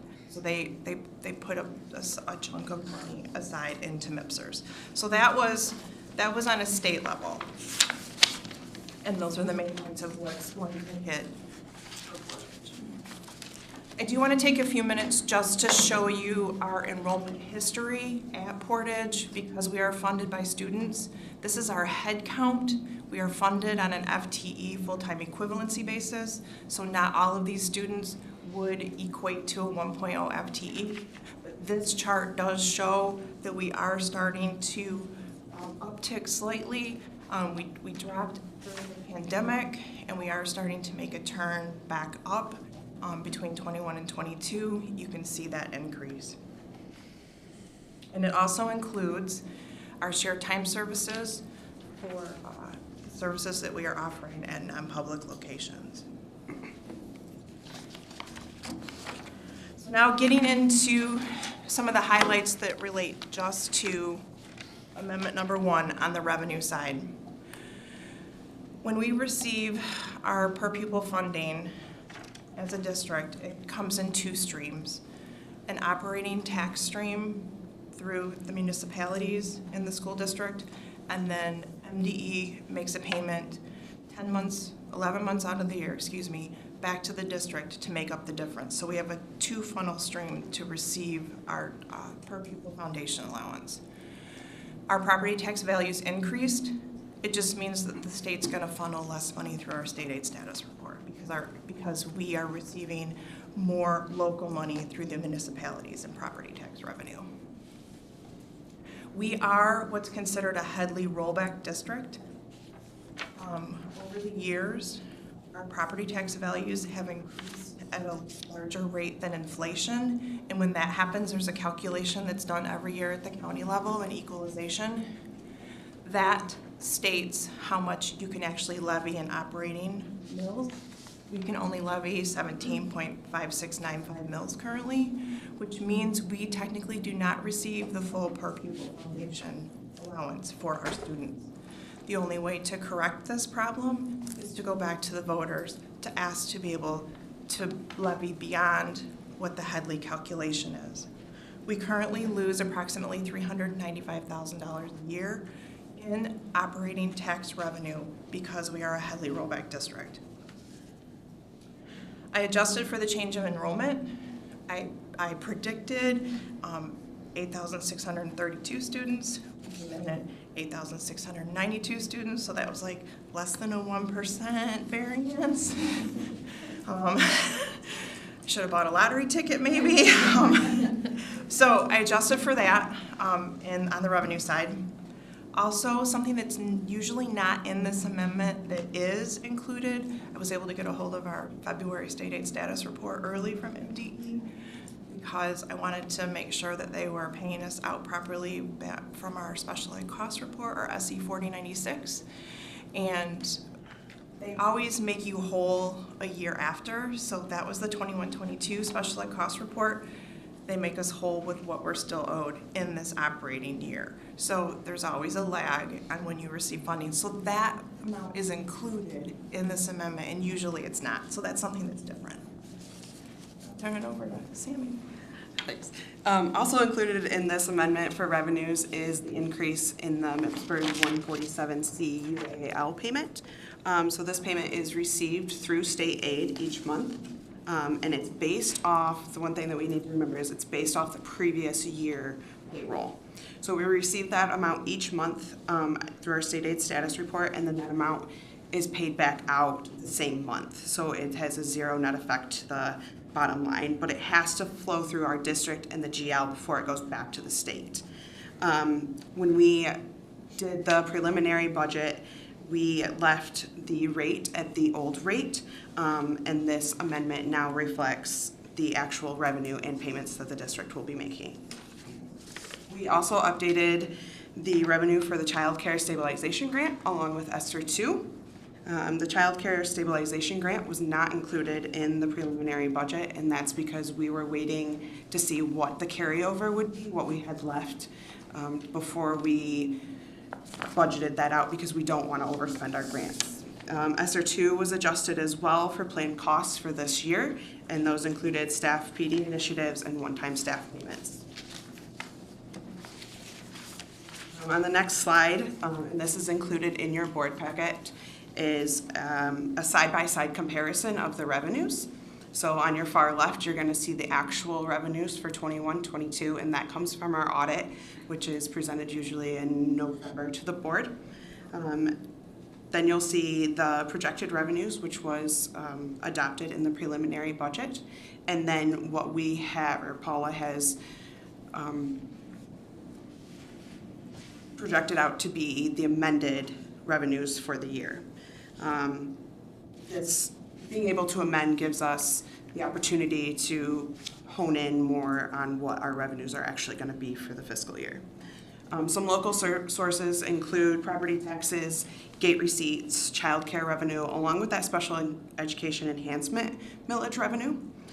State sources include state aid, state categorical payments, and the at-risk revenue. Federal sources are the title revenue and the ESSER fundings right now, and incoming transfers and other transactions include the food service and direct payment, along with the sale of school property. So we actually just took some buses to auction, and so that's where that revenue is shown. So next we're going to move to expenses, and I'm going to talk about the UAAL again. So when we adopted, we put in a 15.05% rate for the UAAL, and that jumped to 16.65%, and that's actually almost a $900,000 increase on our expense side for the payment there.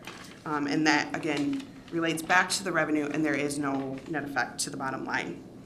We updated our insurance rates.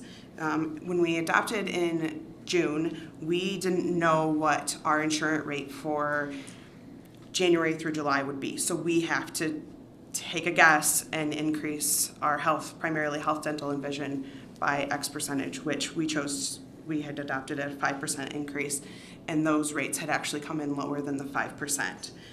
So this amendment shows the actual rates for July through December and January through June.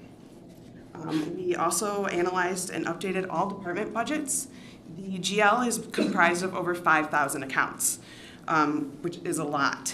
And when you look at it, there's a lot that goes into it. So we sit down with each department and we analyze their accounts and their budgets, and we talk about their spending and the trends, and we adjust those budgets to fit those spending trends.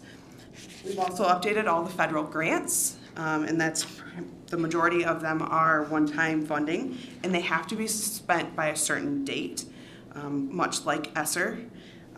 The title expenses, which are part of the federal funding, now match the current year award amount with the carryover amount. We've updated the Child Care Stabilization Grant expenses with the carryover amount. We updated the ESSER grant budgets with planned costs for the year. One thing that Paula and I take a really thorough look at is our salary accounts.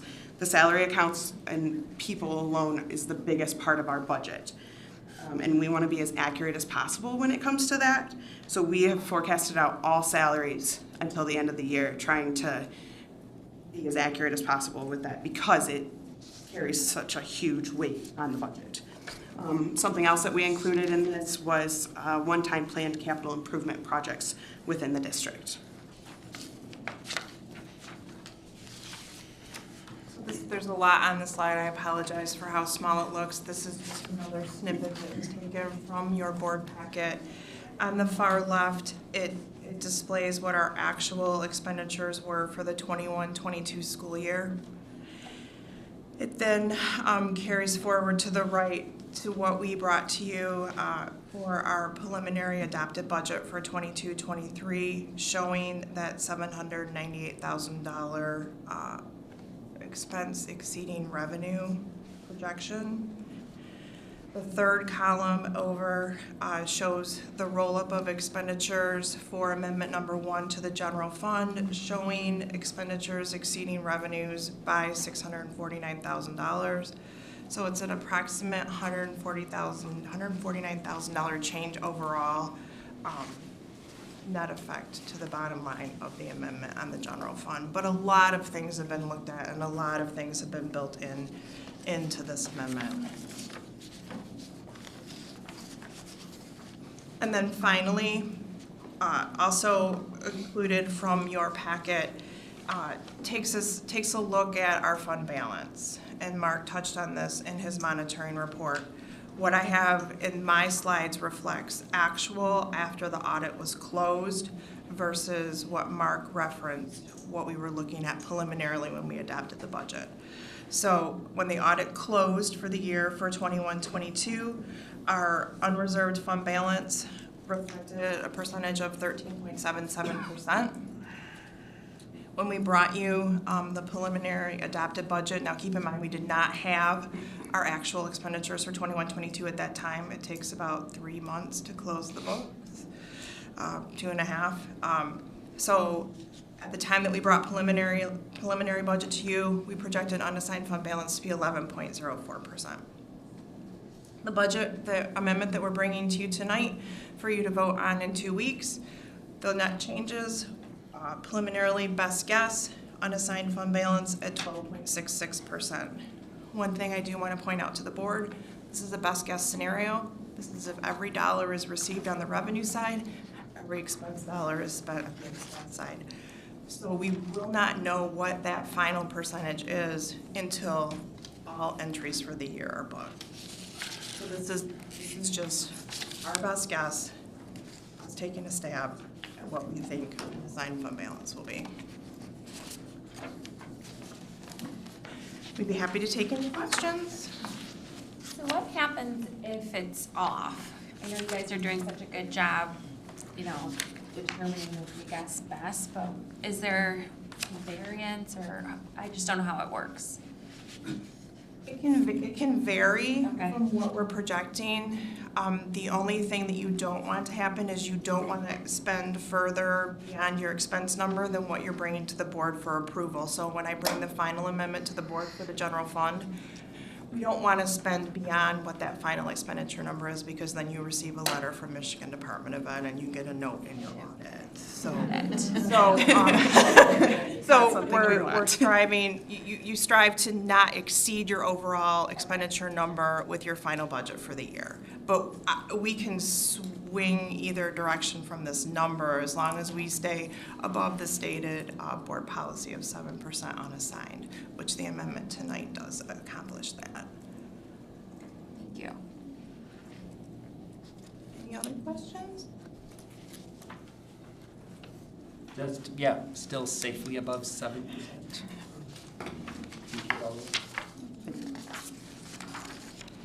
Thank you for your report. Great results. We appreciate all the hard work. Thank you. Thank you. Our next discussion item is the proposed 2023-24 board meeting schedule. And Mark, I don't recall, did we make a change or? No, this proposed schedule, first of all, it's that time of year again where you start planning for next year and getting things on the calendar. So this reflects the same schedule as we had during the 22-23 school year. and moving it into the following year. The retreat, the scheduling 4 retreats, we did check with Gary to see if those work for him, and they do.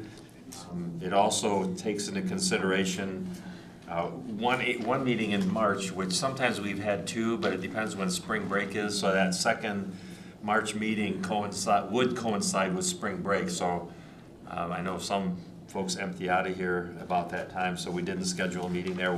We'll do a regular meeting on March 11th, and then everything else parallels what we're doing this year. Or if you see any glaring conflicts there that we didn't pick up, please let me know, and always go back and make some adjustments. Hey, Mark, a question. Yeah, I caught that one March meeting, and did I also see that on this year's schedule? So that next month we just have. Yeah, because it we'll falls just have during one. spring break and Okay. again this Yeah. month. Okay. We moved, well, as a county, we moved spring break up a week into the last week of March, so that when we came back off of spring break, staff had a week with students before we got into standardized testing windows. So that allows for that transition so that we're not coming off of spring break and going immediately into testing. So we've got this awkward situation for a couple of years. And just as a reminder, spring break is determined, as a county, we have a more common calendar committee that determines winter break and spring break. And then we try to come into agreement on the first day of school so that we can take, so there's fewer conflicts with countywide programs. Our first day this year will be August 28th, which is the same as this past year, that week before Labor Day. Well, thanks for all that information. You I bet. appreciate that. We have one item left on our agenda, and that is to fill our board vacancy. We need a replacement for Kurt Droppers. And this is governed by our policy 0142.5 vacancies. And our job tonight, trustees, is to select a candidate or agree that we will schedule interviews of candidates for next week. 11 people applied for the position. 1, Eric John Zaponiak, withdrew his name earlier this evening. So we have Tim Earl, Helen Driver, Parker Crutchfield, Donald Bergion, Stephen Kaiser, Keith Kroll, Amanda Mason, Michael Economy, Caitlin Larson, and Christina McGinnis.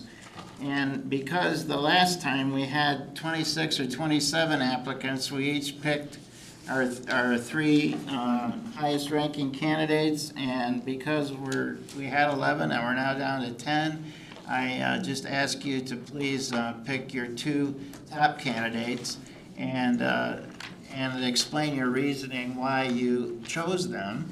And Michelle will tabulate our results as we move forward. Is everybody clear on that? Okay, would anyone like to start? I don't care who. I'm gonna put it out there and say that I don't have a top 2 because I don't feel like I have enough information. Okay. I have a top 2. I can start. So my top 2, first I'd like to note that all of these people have great qualifications, and I appreciate the submissions of everyone. But my top 2, number 1 would be Timothy Earl. I've had the pleasure of interacting with him within the last year. He's very supportive, of Portage Public Schools, the mission, very involved in the community, and I think he would bring a great perspective to the board. And my other top person would be Keith Kroll. He served on the board for 2 years prior, and I think he has great experience that he could bring, especially since we have some newbies on the board. And I think that he didn't have the opportunity to serve as long as maybe he could have. So I think he would be a great person to, be a leader on the board again. Thank you. Thank you, Ian. Who'd like to go next? Randy, I'll go next. And I tried to follow your rules. But I only have a first choice. And this is to say, everybody who's not my first choice might be an excellent, candidate, might be an excellent board member. But Keith had a 2-year trial run. Yeah. So I put Keith first, and I just remember that, the adage, about hiring people is you haven't hired somebody until they've been with you for 2 years. And it's because you really don't know. And there's how people look on paper, and there's how people look on interviews, and then there's how people look like when you work with them through stuff for 2 years. And so, Keith just jumped out at me, and then I just struggled for number 2, and so many people could be on there, and there's a lot of good credentials on there. I'm going to make my little pitch right now. The other reason that I know Keith is I haven't just worked with him for 2 years on this board, but I've worked with him for 4 years on the Portage Education Foundation board. And I would say to anybody on this list, there will be 9 who are not selected. And I would say if they're looking to serve, and if they are looking to acquire some experience that would, I think, give them a leg up in future situations like this, come serve on the Portage Education Foundation. They are looking for people. It's a great organization. We participate with the summer camps. We provide scholarships to students. We provide grants to teachers. So anyway, I'm hoping that a number of people on this list could end up on the PEF. Thanks, Bo. I'll be happy to go next. I'm going to echo everything Bo said about Keith. I support Keith. In addition to what he said, over 7,000 people in Portage voted for Keith, and I think he deserves that support. I do have a second candidate that I will mention his name, Steve Kaiser. I know Steve on the periphery. I know his wife better, but his children went through school with my children. I admire the fact that he has experience as a parent and as a citizen in Portage.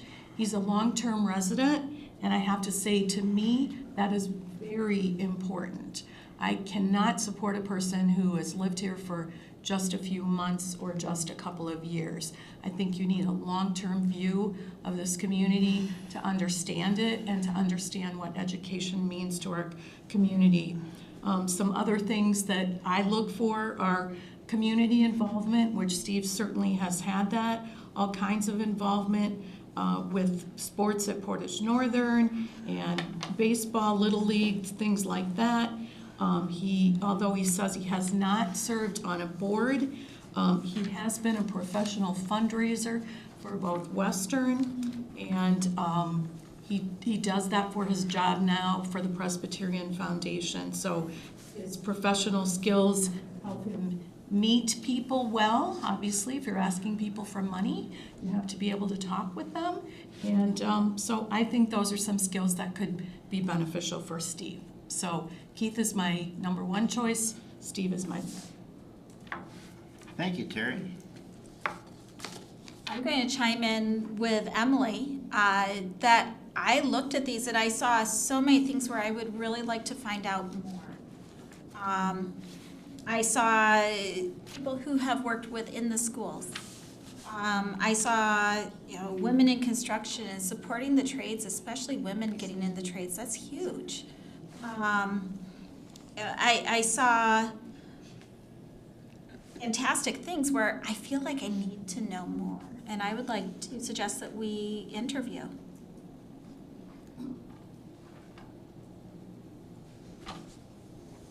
Thank you, Kim. My 2 picks. My number 2 is Parker Crutchfield. Parker is the husband of my dentist. I've never met him, but I feel like I need to nominate him. Parker was one of my choices last November as well when we were filling Trustee Rathburn's seat. He's a parent of 2 boys, one at 12th Street and another boy that's going to be at 12th Street. So we're going to have 2 12th Street Jaguars. He's a small business owner along with his wife in Portage. He's employed by WMU Medical School. He has a lot of experience in education matters and in board service.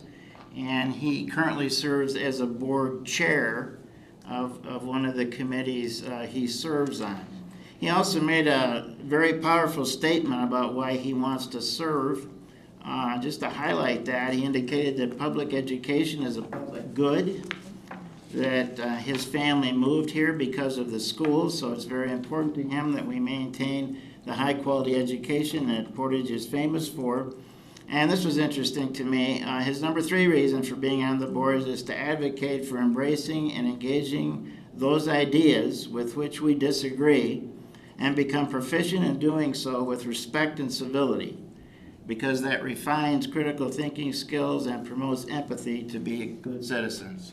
So a very moving statement there, and a very qualified person that has experience on boards.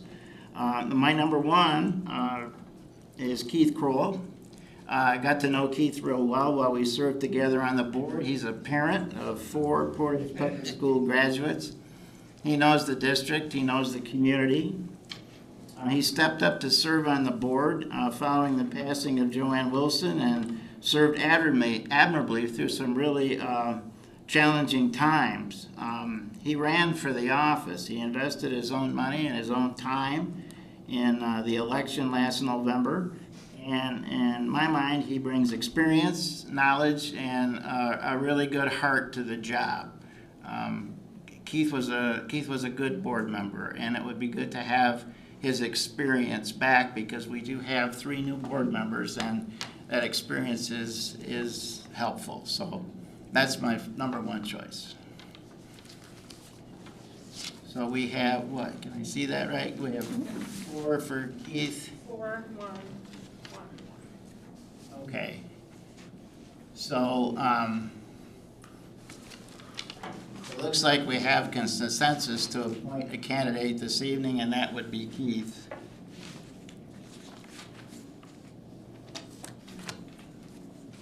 So according to our bylaw, we can move forward and do that. So is there a motion, please, to approve Keith Kroll? Do we need to move to an action item before we do? Oh, I'm sorry, yes. Is there we need to make a motion to move this to an action item. President Van Antwerp, I move that we move the appointment of a trustee to fill a vacant seat to an action item. Is there a second? Second. Thank you. All in favor, please say aye. Aye. Opposed? Opposed.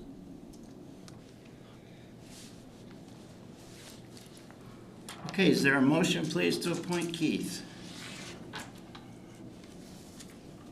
I move to appoint Keith W. Kroll to the open seat on the Board of Education. Second. Thank you. All in favor, please say aye. Aye. Opposed? Opposed simply because I would like the more information. I'm not opposed to Keith. All right. Same, Understand. absolutely, same. Understand. So with that vote, Keith is appointed as our new board member to fill the vacancy. And congratulations to Keith, and we want to thank everyone who applied for the position. A lot of good candidates there, and we appreciate your interest, and we hope you'll remain interested going forward. With that, we've reached the end of our agenda, and we are adjourned. Thank you. Thank you so much. Oh, you're welcome. I must have not grabbed it. Do you want me to, you want to take them? I'm sorry. Yeah, I was a and I serve on the board. My daughter's in Are you, good for you. Thank you, Emily, appreciate it. Yeah.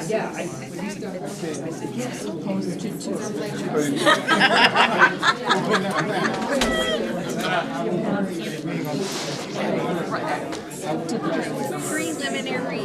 To fill it out, whether you want it or not. I'm just pulling some of the comments. Yeah.